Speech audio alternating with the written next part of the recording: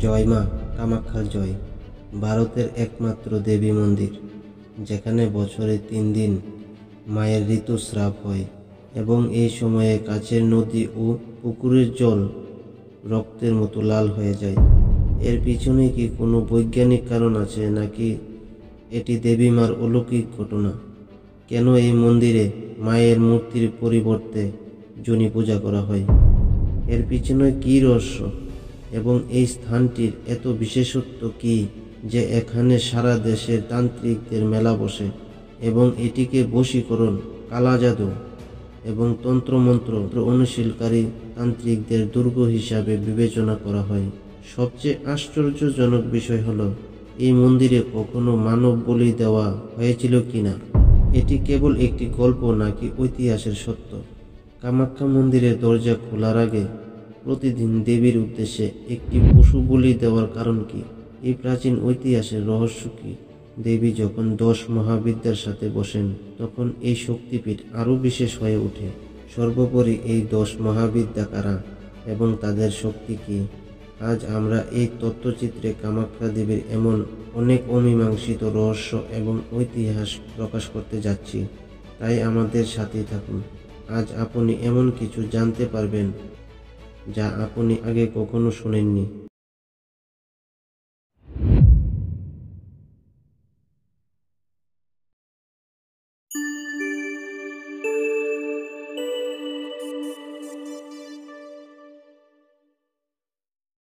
ভারতের আসাম রাজ্যের গুয়াহাটিতে অবস্থিত কামাখ্যা মন্দির এমন একটি স্থান যেখানে শক্তি পূজা তার সবচেয়ে রহস্যময় এবং অন্যান্য রূপে আবির্ভূত হয়।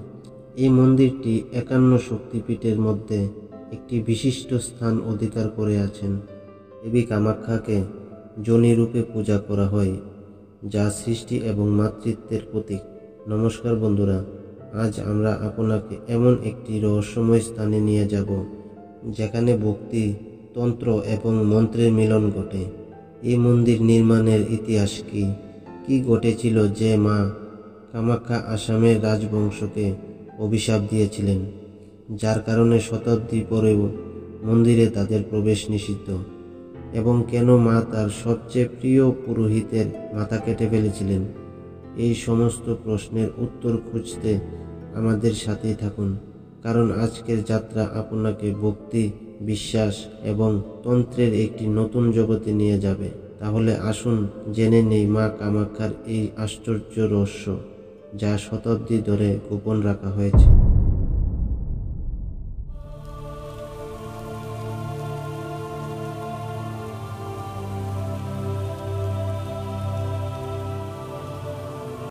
ইতিহাসে কামাখ্যা মন্দিরের মূল নির্মাণের কোনো উল্লেখ নেই এবং এমন কোনো রেকর্ড নেই যা বলতে পারে যে মূল কামাখ্যা মন্দিরটি কখন নির্মিত হয়েছিল। এটি নির্মিত হয়েছিল, তবে মন্দির এবং দেবী সম্পর্কে অনেক কিংবদন্তি এবং লোককাহিনী রয়েছে। প্রাচীন গ্রন্থ কালিকা পুরাণ অনুসারে ভগবান শিব মাতা সতীর সাথে বিবাহিত ছিলেন, কিন্তু মাতা সতীর পিতা রাজা দক্ষ ভগবান শিবকে মোটেও পছন্দ করতেন না, যার কারণে তিনি এই বিবাহে অত্যন্ত ক্ষুব্ধ ছিলেন। রাজা দক্ষ, যাকে হিমালয়ের রাজাও বলা হতো, একটি যজ্ঞের আয়োজন করেছিলেন যেখানে ব্রহ্মাণ্ডের সমস্ত দেবদেবীকে আমন্ত্রণ জানানো হয়েছিল, কিন্তু তিনি ভগবান শিবকে আমন্ত্রণ জানাননি। কিন্তু তিনি তার কন্যা মাতা সতীকেও ডাকেননি। মাতা সতী তার স্বামীর অনুমতি ছাড়াই তার পিতার যজ্ঞে উপস্থিত হয়েছিল, যেখানে তিনি দেখতে পান যে তার পিতা ভগবান শিবকে অপমান করছেন। মাতা সতী এই অপমান সহ্য না করতে পেরে যজ্ঞের হবন কুণ্ডে ঝাঁপ দিয়ে নিজের জীবন শেষ করে দেন। ভগবান শিব যখন এই কথা জানতে পারলেন, তখন তিনি অত্যন্ত ক্রুদ্ধ হয়ে মাতা সতীর দেহ নিয়ে তাণ্ডব নৃত্য করতে শুরু করলেন। এর ফলে সমস্ত ব্রহ্মাণ্ড সমস্যায় পড়ে গেল এবং সমস্ত দেবতা ভগবান বিষ্ণুর আশ্রয়ে গেলেন।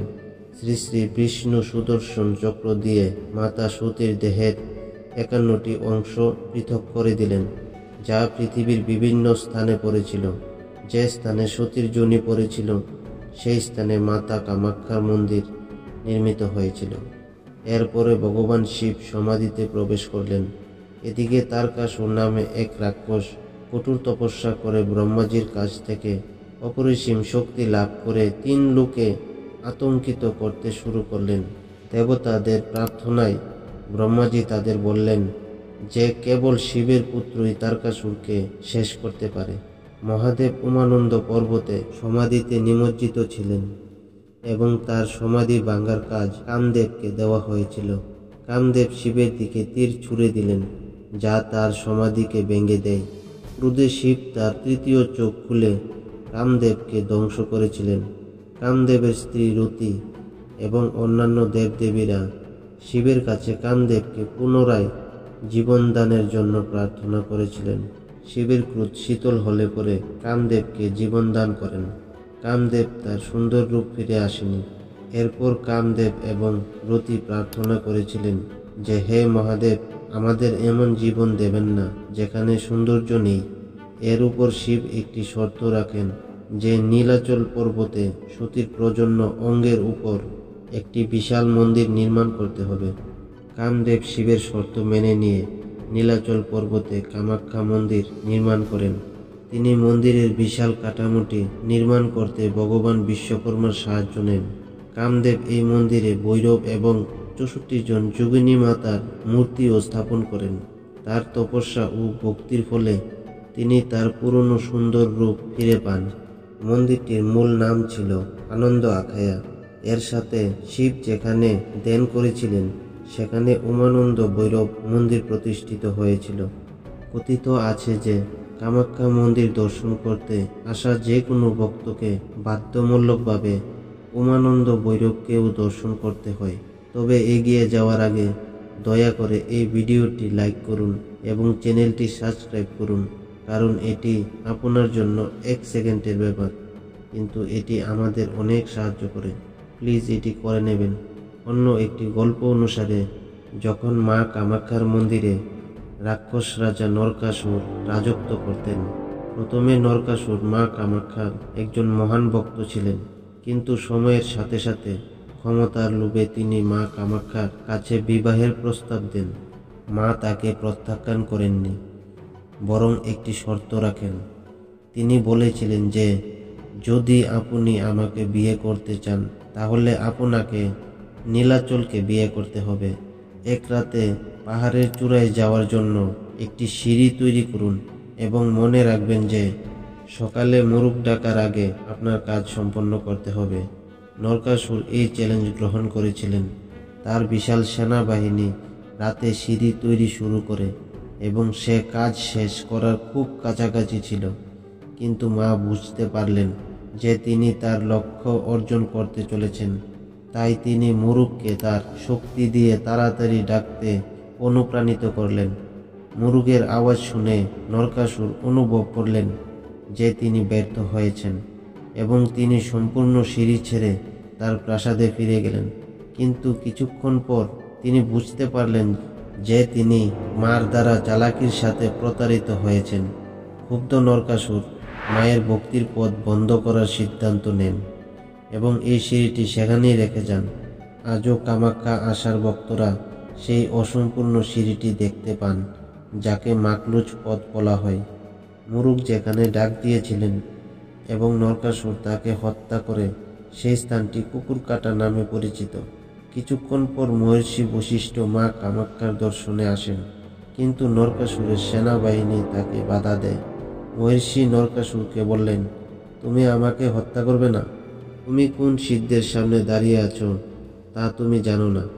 কিন্তু নরকাসুর মা কামাখ্যার পূজায় বাধা দেওয়ার সিদ্ধান্ত পরিবর্তন করেননি। তখন মহর্ষি বশিষ্ঠ নরকাসুরকে অভিশাপ দেন যে ভগবান বিষ্ণুর অবতার তাকে হত্যা করবে এবং মা কামাখ্যা চিরতরে এই অঞ্চল ছেড়ে চলে যাবে। নরকাসুর দৌড়ে গিয়ে মা কামাখ্যার মন্দিরে তাকালে মায়ের জুনি পিঠ অদৃশ্য হয়ে গেছে। মহর্ষি বশিষ্ঠের অভিশাপ অনুসারে মা চিরতরে এই অঞ্চল ছেড়ে চলে গেছেন। নরকাসুর বধের পর মায়ের কাছে ফিরে আসার জন্য মহর্ষি বশিষ্ঠকে আবার ডাকা হয়েছিল। মহর্ষি বশিষ্ঠ বললেন যে এখন মায়ের আশীর্বাদ পেতে কেবল বামাচারী পদ্ধতি গ্রহণ করা হবে।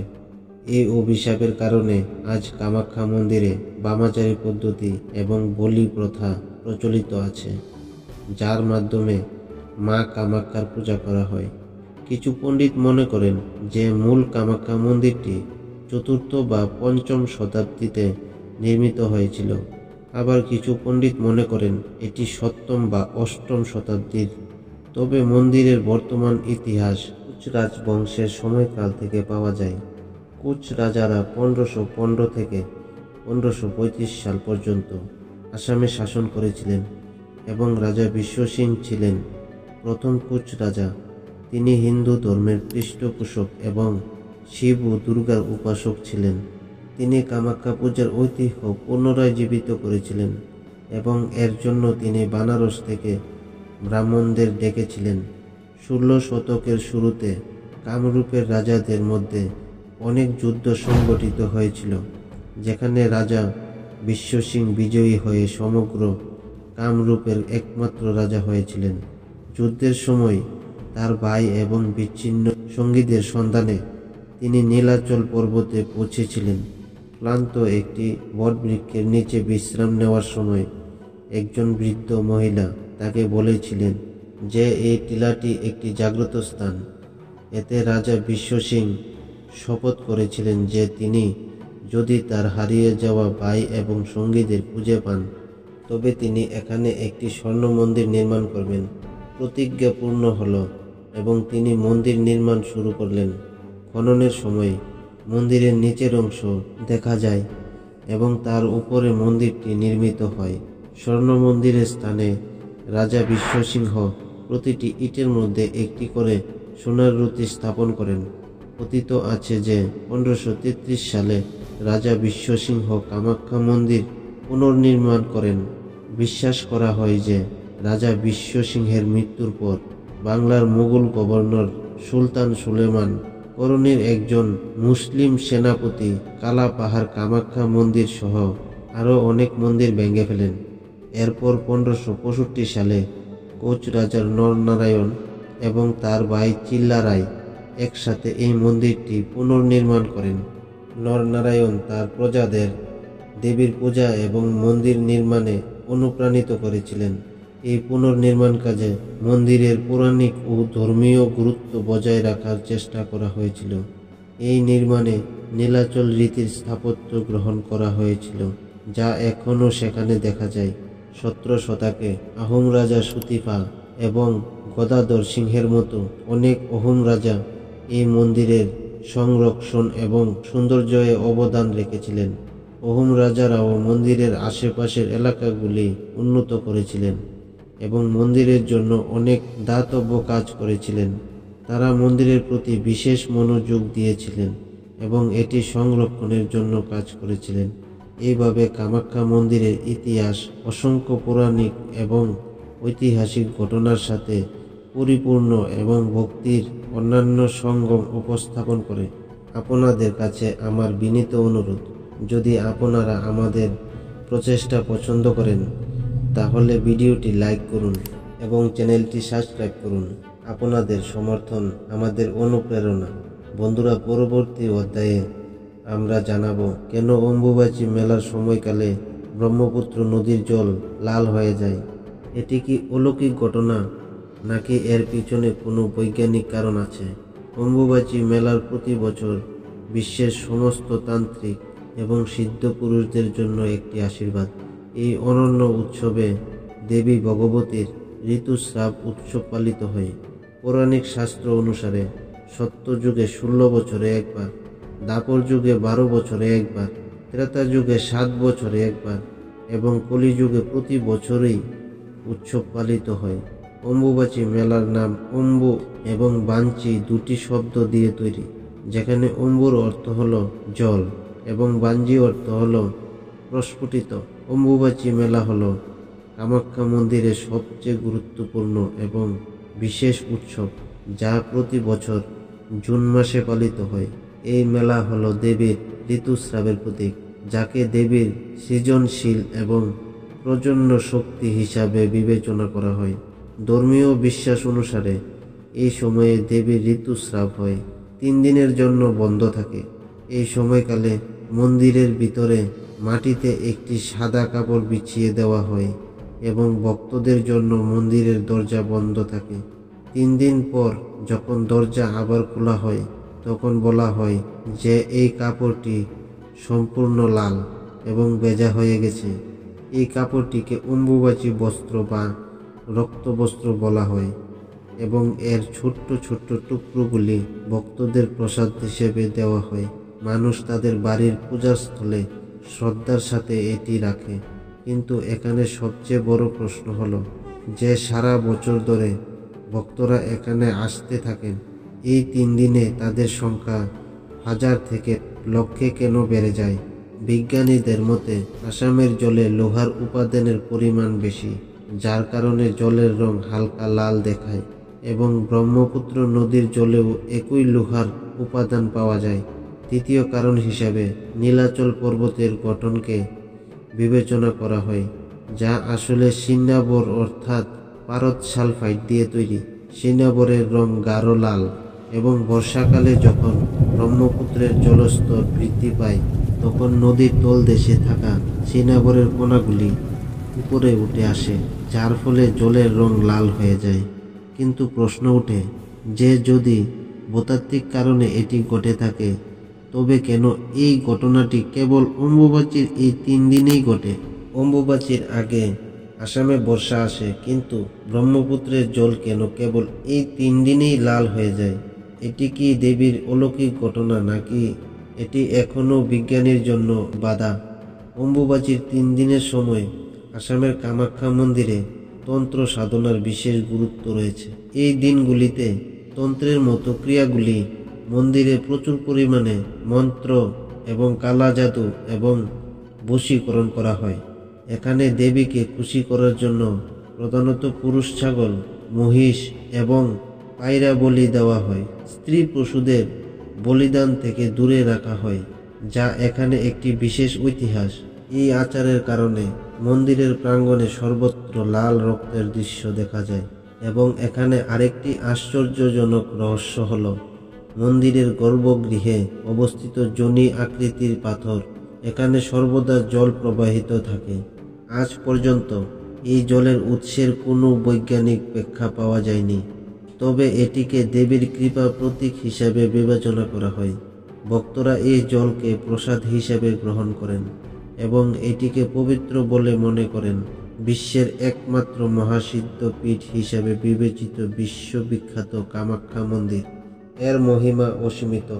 দেবী গ্রন্থ কুলবর্ণতন্ত্র এবং মহাভগবতী পুরাণে বর্ণিত একটি বিশেষ বিশ্বাসে বলা হয়েছে যে কলিযুগে যদি কোনো ভক্ত গঙ্গা নদীর পবিত্র জল এনে এখানে স্বয়ং প্রকাশিত সিদ্ধপীঠে উৎসর্গ করেন এবং তারপর এর কিছু অংশ মহানদী ব্রহ্মপুত্রে, তাহলে বাজপেয়ী মেলার 4র্থ দিনে যখন দেবীর ঋতুস্রাব শেষ হয়, মন্দিরের দরজা আবার খুলে যায়।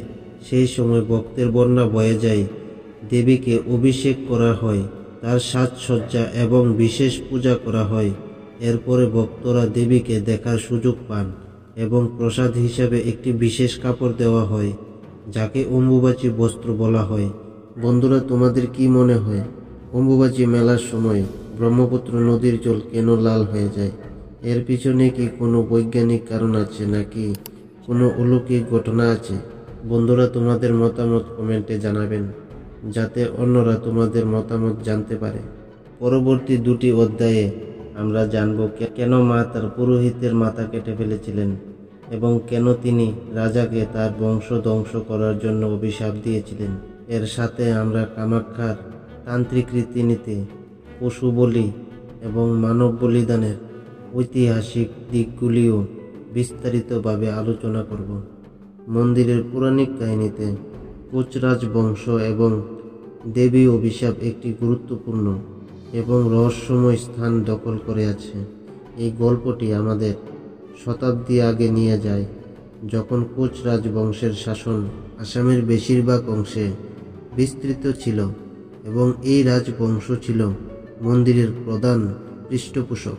কোচ রাজবংশের রাজা নরনারায়ণ দেবীর একজন একনিষ্ঠ ভক্ত ছিলেন এবং তার মন্দিরের প্রতি তার বিশ্বাস ছিল অটল। রাজা বিশ্বাস করতেন যে দেবী তার প্রতিটি প্রার্থনা শুনেন এবং তাকে শক্তি দেন। রাজা নরনারায়ণ প্রতিদিন কামাখ্যা মন্দিরে দেবীকে দর্শন করতে যেতেন। সেই সময় মন্দিরের প্রধান পুরোহিত ছিলেন কেন্দুকালাই, যাকে দেবীর একজন একনিষ্ঠ ভক্ত বলে মনে করা হতো। কথিত আছে যে কেন্দুকালাইয়ের ভক্তি এতটাই গভীর ছিল যে দেবী নিজেই তার সামনে উপস্থিত হয়ে তার প্রার্থনা শুনতেন। কেন্দুকালাই তার দেবীর প্রতি বিশ্বাস একনিষ্ঠ ছিল এবং উপাসনায় এতটাই মগ্ন ছিলেন যে তিনি দেবীর অদৃশ্য উপস্থিতি অনুভব করতেন। একদিন এক দুঃখিনী মা তার মৃত সন্তানকে নিয়ে কেন্দুকালাইয়ের কাছে আসেন। তিনি আশা করেছিলেন যে দেবীর কৃপায় হয়তো তার সন্তান জীবন পাবে। প্রথমে কেন্দুকালাই বলেছিলেন যে এটা অসম্ভব, কারণ মৃত ব্যক্তিকে জীবিত করা একজন সাধারণ মানুষের ক্ষমতার বাইরে। কিন্তু সেই মায়ের বিশ্বাস এতটাই গভীর ছিল যে তিনি কেন্দুকালাইকে একবার মায়ের কাছে প্রার্থনা করার জন্য অনুরোধ করেছিলেন। সেই মায়ের বিশ্বাস এবং ভক্তি দেখে কেন্দুকালাই দেবীর কাছে প্রার্থনা করার সিদ্ধান্ত নেন। তিনি সেই মেয়েটিকে হাতে তুলে নিয়ে মা কামাখ্যার পবিত্র পাথরের উপর স্থাপন করেন। গভীর আবেগের সাথে তিনি মায়ের কাছে প্রার্থনা করেন, হে মা, যদি আপনার মনে হয় উপযুক্ত তাহলে এই মেয়েটিকে জীবন দিন। তার প্রার্থনা ছিল অলৌকিক। মা কামাখ্যা সেই মেয়েটিকে জীবন দান করেন এবং সে আবার জীবিত হয়ে ওঠে। এই অলৌকিক ঘটনাটি পুরো শহরে ছড়িয়ে পড়ে এবং অবশেষে রাজা নরনারায়ণের কাছে পৌঁছায়। রাজা যখন শুনলেন যে কেন্দুকালাই মায়ের এত বড় ভক্ত যে তার প্রার্থনায় মৃতরাও জীবিত হয়ে ওঠে, তখন রাজা নরনারায়ণ মাকে স্বয়ং দেখতে চেয়েছিলেন। কিন্তু এখানে একটি গোপন সত্য লুকিয়ে ছিল। স্থানীয় ভক্তরা জানতেন যে রাতে মন্দিরের দরজা বন্ধ হয়ে গেলে কেন্দুকালাই মায়ের একটি বিশেষ পূজা করতেন। এই পূজার সময় তিনি চোখ বেঁধে মাকে আমন্ত্রণ জানাতেন, ভজন গাইতেন এবং মন্ত্র জপ করতেন এবং মা স্বয়ং আবির্ভূত হতেন। রাজা নরনারায়ণের প্রচণ্ড চাপ এবং কর্তব্যের প্রতি তার নিষ্ঠার কারণে কেন্দুকালাই অবশেষে রাজাকে গর্ভগৃহের একটি গর্ত দিয়ে মায়ের দর্শন করার একটি সমাধানের পরামর্শ দেন। কেন্দুকালাই বলেন যে তিনি মায়ের প্রশংসা শুরু করার সাথে সাথেই রাজা সেই গর্ত দিয়ে মায়ের দর্শন পাবেন। সেই রাতে কেন্দুকালাই মায়ের প্রশংসা করতে শুরু করেন এবং মা কামাখ্যা আবির্ভূত হন। কিন্তু শীঘ্রই মা বুঝতে পারেন যে তিনি প্রতারিত হয়েছেন। দেবী রাজার গোপন উপস্থিতি টের পান এবং এই অসম্মান ছলনায় গভীরভাবে অপমানিত বোধ করেন। মা কামাখ্যা ক্রুদ্ধ হয়ে রাজা নরনারায়ণকে অভিশাপ দেন যে যদি তার বংশের কোনো সদস্য এই অঞ্চলে প্রবেশ করার চেষ্টা করে তবে সে ধ্বংস হয়ে যাবে। দেবীর এই অভিশাপে ভীত হয়ে রাজা নরনারায়ণ সেই অঞ্চলে যাওয়া বন্ধ করে দেন এবং আজও যখন তাদের বংশধররা কামাখ্যা অঞ্চল দিয়ে যান তখন তারা তাদের চোখ ঢেকে রাখেন অথবা ছাতা ব্যবহার করেন যাতে তারা মা কামাখ্যাকে দেখার ভুল না করে। এই ঘটনা কেবল রাজাকেই নয়, কেন্দুকালাইকেও প্রভাবিত করে।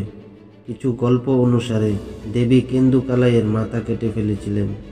আবার কিছু গল্পে বলা হয়েছে যে মা তাকে পাথরের মূর্তিতে পরিণত করেছিলেন।